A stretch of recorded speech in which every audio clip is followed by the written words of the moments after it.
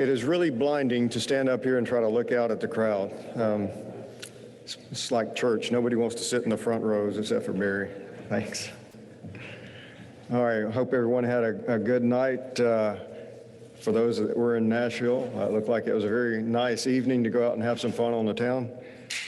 For those that are joining us virtually, I hope you had a nice evening as well.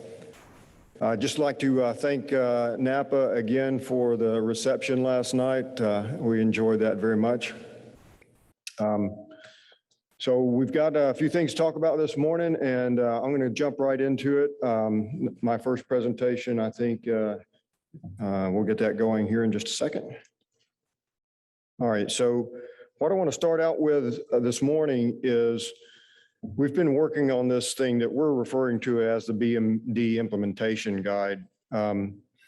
Really what this is part of some work that we're doing for another NCHRP project, NCHRP 10-107.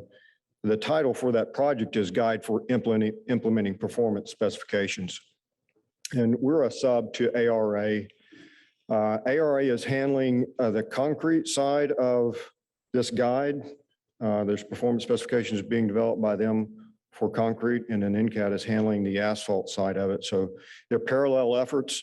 And it started sometime last year, and we started drafting kind of the steps toward implementation. And we came up with 16 steps that are listed here. And then at some point last fall, we had a meeting with some of the folks from the University of Nevada, Reno and FHWA. Didn't know this. We went to 8 steps. We consolidated 16 steps to 8 steps. So that seems like we're getting rid of a lot of things, but in actuality, we were just kind of sorting some of these steps out and kind of making them, some of them sub-steps within some of the major steps.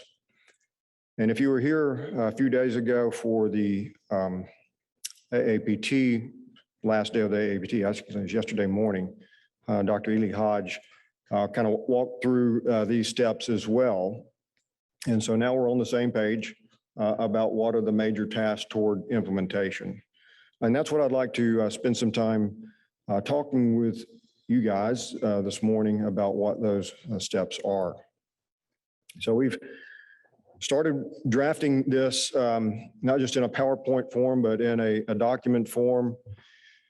We currently have a draft of this guide that is being reviewed this fall.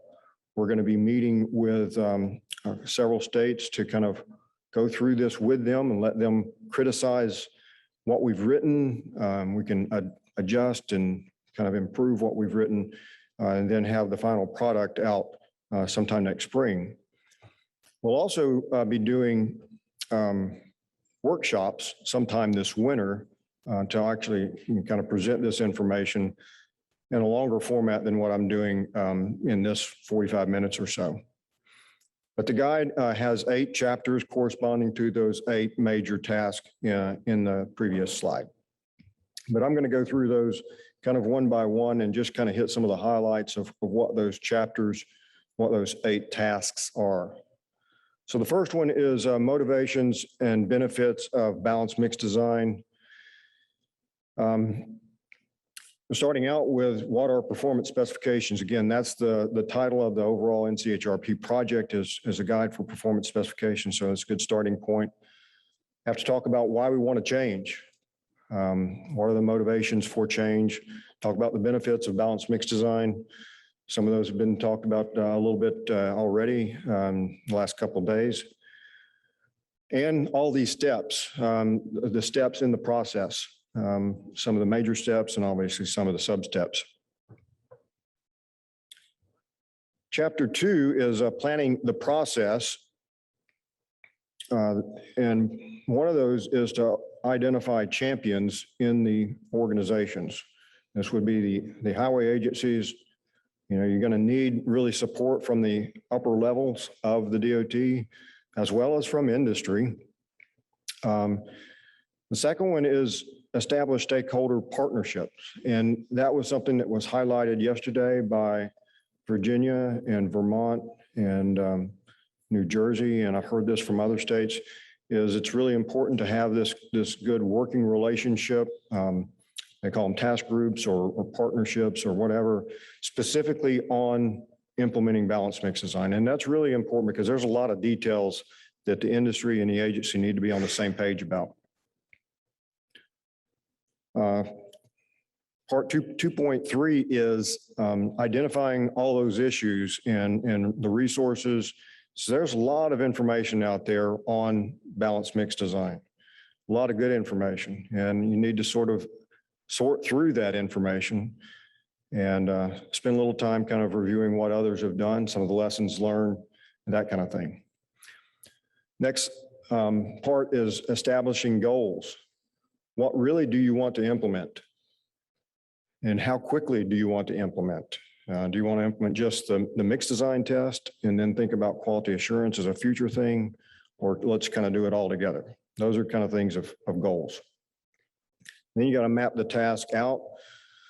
Again, Stacy Diefendover yesterday presented a really nice kind of plan that they had in Virginia, or have for Virginia, of laying out kind of that timeline. I think that's really an important kind of for everybody to understand. You know, there are steps that you have to go through. And again, looking for external informations and support. You know, there are resources out there, FHWA and their cooperative agreement with UNR, NCAT. There's other research organizations that are there to help you as you go through the implementation. The last part is back to that Gantt chart, you know, really kind of identifying the steps and the task and how you plan to work through those different tasks. Step 3 or task 3 is selecting performance tests. And this is what we tend to focus on a lot of times, is really what are the tests that we need to use. And this is really a major decision point in the process. But before you pick your test, you really need to understand what are the types of distress that you have. You know, is it reflection cracking? Is it moisture damage? Is it fatigue cracking, rutting? You heard again from Virginia and other states. A common theme is that, you know, rutting is not a problem in most states around the country. So do we even need to do a rutting test? Well, we probably do, even if we don't have rutting now, because we're going to be modifying our mixes. We're going to be adjusting mixes to make them more resistant to cracking. We don't want that pendulum, if you will, to swing too much to the side where we end up with a rutting problem. So, but it is important to understand what types of distress you need to be working on. Thermal cracking, reflection cracking, top-down cracking, bottom-up cracking. To me, those are different modes of cracking, and the tests that you may select for those different types of tests you may select for those different types of distress may be very different. And then 3.3 is validating the performance test. So you're going to make probably a decision about your cracking test, your rutting test, moisture damage test, and that kind of thing. But you may want to go back and let's really validate that for our state, for the state that you live in. And I think a really good example for us on how to do validation work is what we did 25 years ago when we did some of the LTPP projects, like the SBS5 projects, looking at RAP. These were early superpave era kind of projects where we built test sections in a lot of different states on, you know, a route, you know, and all those 8 test sections were subject to the same environment, the same traffic. So the only variable within these test sections was the mixes. And I think that's sort of what we need to do with BMD as well. And that means you're going to be running tests on all these 8 test sections, and you're going to be watching performance over time. And that information would be very helpful as we want to modify the criteria that we set later on in this whole process. The next step is acquiring equipment, managing resources, talking about training and evaluation. So I think a couple of presenters yesterday talked about this. It's one thing to get a budget set aside for getting equipment, but there's a lot more to it than that. You know, sometimes you have to rearrange your laboratories, reallocate space, decide, you know, what you can do without maybe in your current setup and those kind of things. And then training needs to happen, not for everybody at this point in time, but at least the people that are going to be running tests in the early stages of implementation. You need to get training for those people. And there are different resources out there for training, whether you do some training using the equipment suppliers, or you go to, you know, regional workshops or hands-on classes and things like that. There are a number of different places for getting training. Evaluating performance testing could include things, I've got down there, conducting interlaboratory studies. I think several people mentioned that yesterday. The real value of doing interlaboratory studies or round robins, it helps everybody understand how their results in their lab compare to everybody else testing the same materials. And most of you are probably familiar with doing proficiency samples and things like that through whether it's the APRL program or the formerly AASHTO Materials Reference Laboratory, or through your own state's proficiency program. Those are really good things to set up and start working toward, to make sure we don't have a lot of disagreement between laboratories about what the numbers are.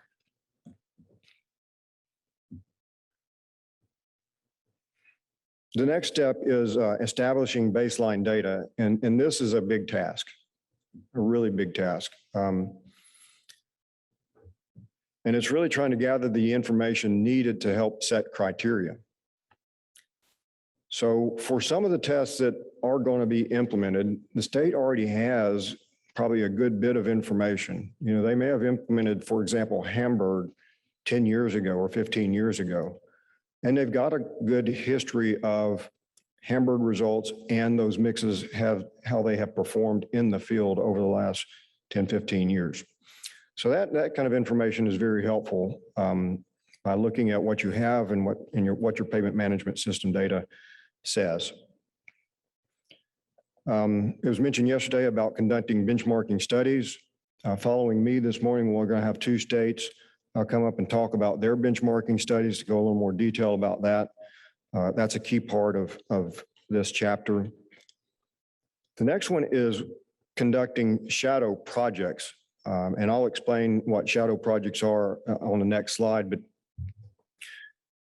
some people have been referring to these as pilot projects or early projects.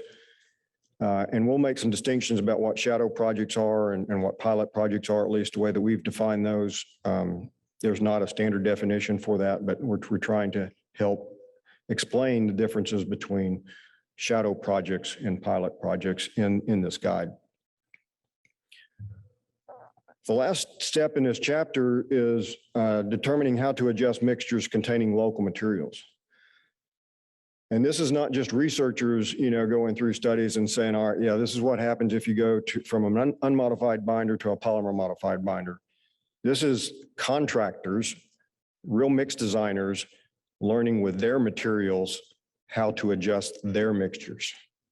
Okay, so it's okay to learn and read what other organizations have done, but there's nothing like having the equipment and running the tests with your own materials.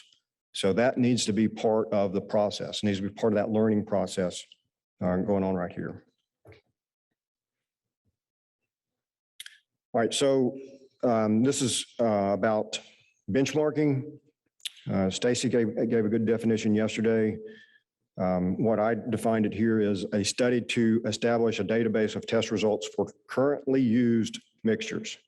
In two parts, lab-produced mixes, and you can use this example perhaps as a way to set mix design criteria, and plant-produced mixes maybe as a way to establish acceptance criteria.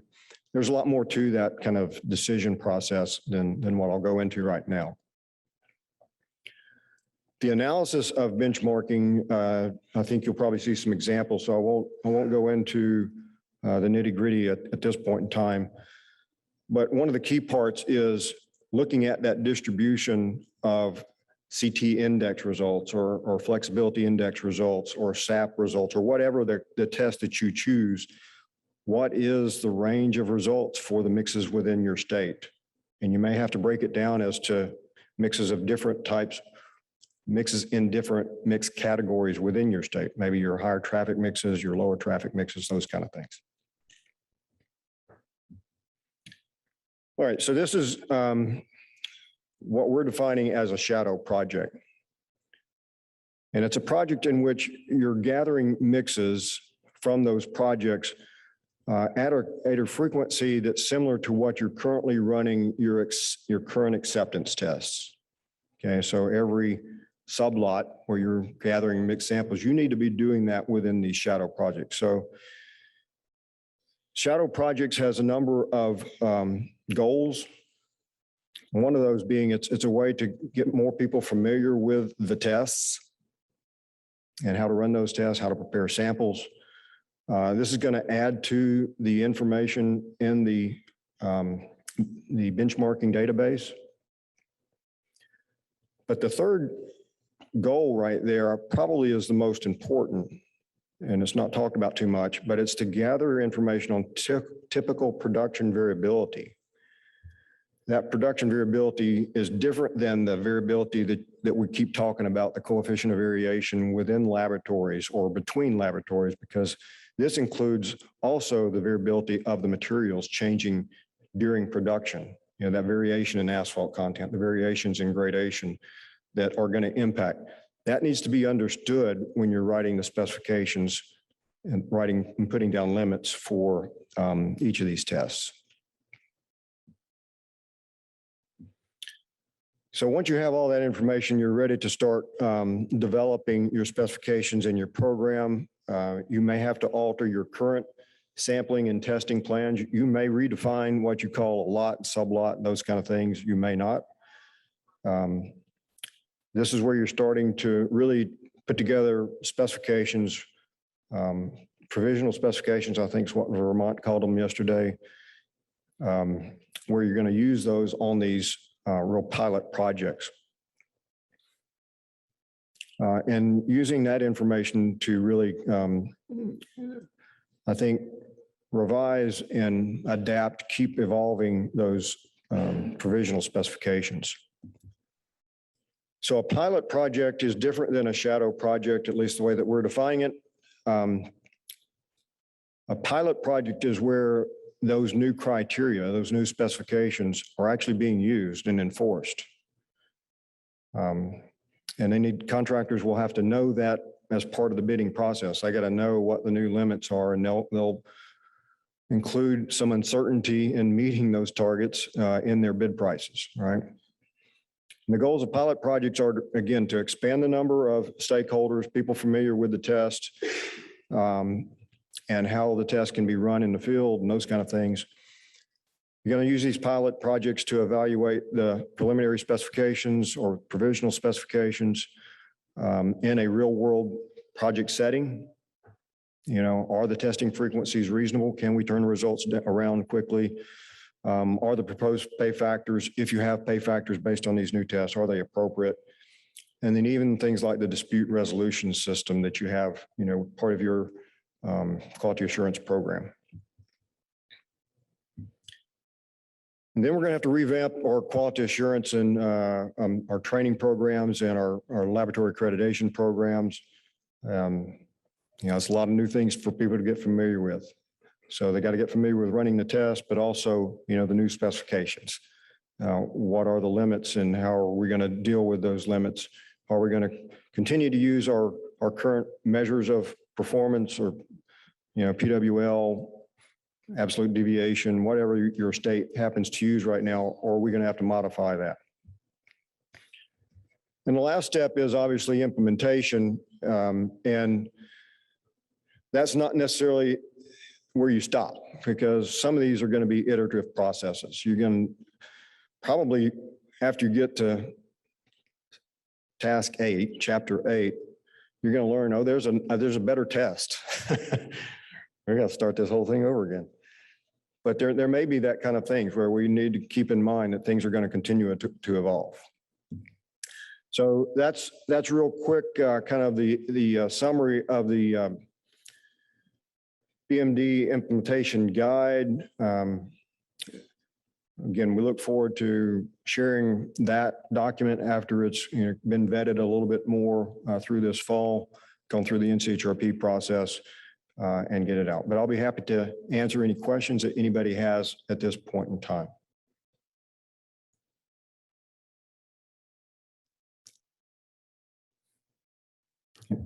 Everybody need some more coffee? Come on, wake up, people. Anything online? Nothing online. All right, I must have been very clear. That's rare, right?